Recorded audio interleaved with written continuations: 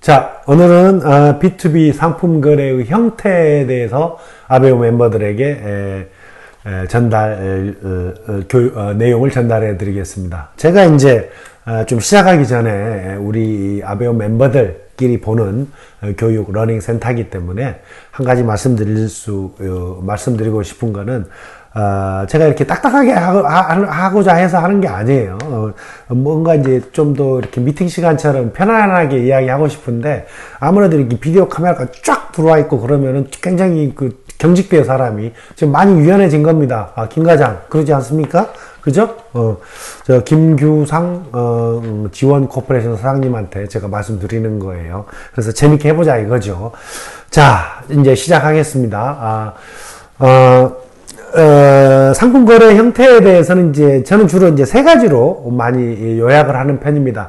여러분들은 어떤 걸 전달할 때는요, 반드시 세 가지로 정리하는 좀 습관을 들이세요. 고객이 됐든, 상사한테 보고를 하든, 저한테 보고를 하든, 세 가지로 정리하는, 세 가지 범위 내에서. 그래서 왜 세 가지냐면, 제가 음향TV 하고 있지 않습니까?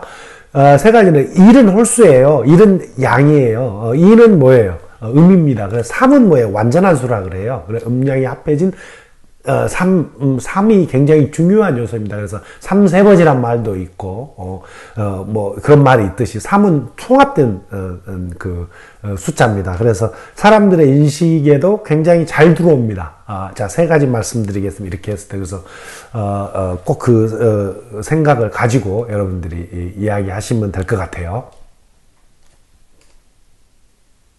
잠시 끊겠습니다.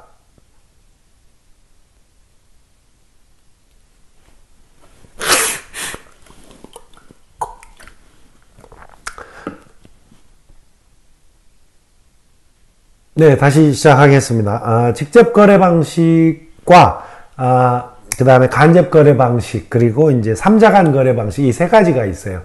B2B 사업자가 사업을 한 직접 거래 방식은 자기가 이제 스스로 가망 고객들을, 가망 거래처를, 메인 매출 거래처, 직접 발굴하는 겁니다. 직접. 그래서 직접 발굴을 해서 매입 거래처도 어디서 내가, 거래할 상품을 살 수 있는지를 직접, 영업 활동을 통해서 발굴하는 겁니다. 직접 발굴하는 방법이 여러 가지가 있죠. 전시회를 통해서 리스트를 확보한다거나 협회나 하여튼 DB를 확보해서 접촉을 해서 하는 거죠. 그 직접 거래 방식에서 가장 중요한 게 이제 영업 활동에서는 이제 자기가 직접 그 사람들을 만나고 또는 연락하고 전화하고, 전화가 80%죠. 그래서 전화를 잘하는 사람이 영업은 잘하게 되어 있습니다. 언제 다 만납니까? 시간도 없는데, 한 번 가는데 1시간씩, 2시간씩 걸리는데, 전화를 잘하는, 그래서 전화 스킬을 굉장히 높이는 게 되게 중요해요. 전화는요, 사실은 얼굴만 안 봤지, 직접 보고 있는 거 보면서 대면으로 이야기하고 있는 거하고 똑같아요. 그래서, 전화가 굉장히 중요한 툴이다. 그 다음에 이제 중요한 툴이 메일이죠. 메일이라는 거는, 편지죠, 편지. 그래서 편지라기보다는 이제 B2B에서는 서류라고 보시면 좋습니다. 메일은 서류다라고 정의하시고 머릿속에 아베오 멤버들은 담고 계시면 참 좋습니다. 자, 직접 발굴하는 방식. 두 번째, 이제 간접 거래 방식은 뭐냐면요. 간접 거래 방식이라는 건 다른 사람한테 소개받는 것을 말합니다.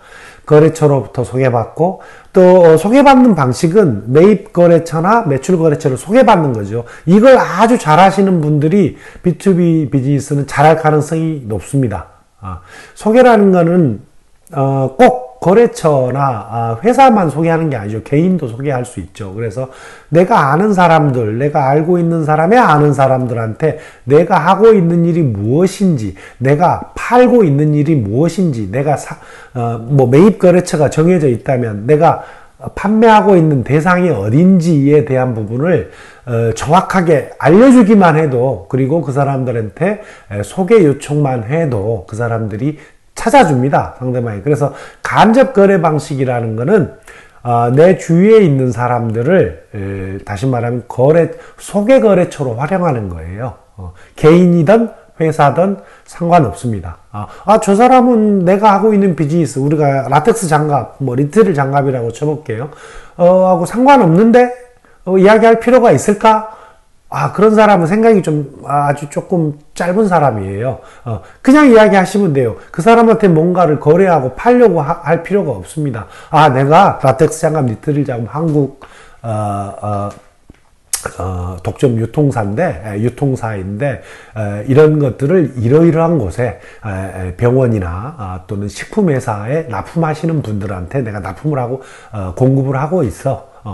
뭐 큰 병원 같은 경우는 내가 직접 납품하기도 해. 그래서 혹시 아는 데 있으면 나한테 소개 좀 해줬으면 좋겠다. 뭐 그걸로 끝이에요. 그 대신 한 번 하지 마시고 그분이 좀 더 호기심을 가질 수 있으면 더 좋겠죠. 그래서 그 상대방 한테 다이렉트로 뭔가를 팔려고 하지 마시고요. B2B에서는 그 사람으로 하여금 호기심을 갖고 관심을 갖고 소개해 줄 수 있는 그런 사람을 생각이 나게끔 해주는 그런 생각을 그런 이야기를 말을 하시면 참 도움이 많이 됩니다. 세 번째는 삼자간 거래 방식이죠. 삼자간 거래 방식이라는 거는 이제 지인들한테 많이 발생하는데 이거 조심하셔야 될 부분이 있습니다. 삼자간은 이제 간접 거래 방식이라는 거는 이제 만약 이번에 있었던 간접 거래 방식이 중간에 그분이 업자라고 했을 때 그분이 사서 뭔가를 어떤 회사에 이렇게 파는 게 아니고 커미션이나 이제 판매 수수료 정도를 받는 방식이 간접 거래 방식이죠. 지인한테도 판매 수수료 드려도 됩니다. 중개 수수료로 해서 드리면 되는 거죠.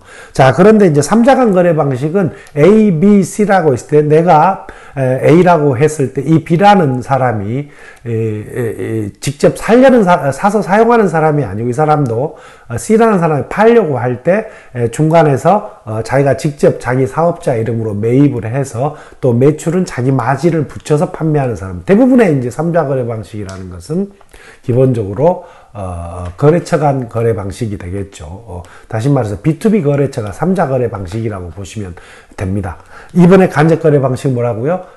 그런 세금계산서나 견적서가 직접 왔다 갔다 하지 않고 나는 견적서나 발주서가 A, B, C가 있을 때 C한테 곧바로 주고 B는 소개 커미션만 받는 방식이다.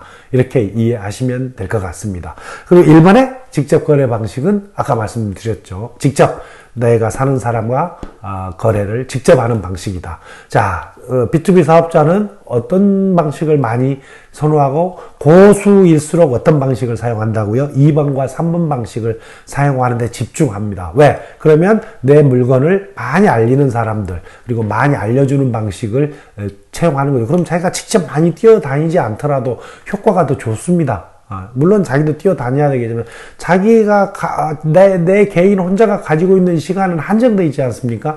그런데 여러 사람의 시간을 내가 활용하는 측면을 활용하는 것이 되게 중요하다는 거 여러분들한테 말씀드리면서 오늘은 B2B 상품 거래의 형태에 대해서 말씀드렸습니다.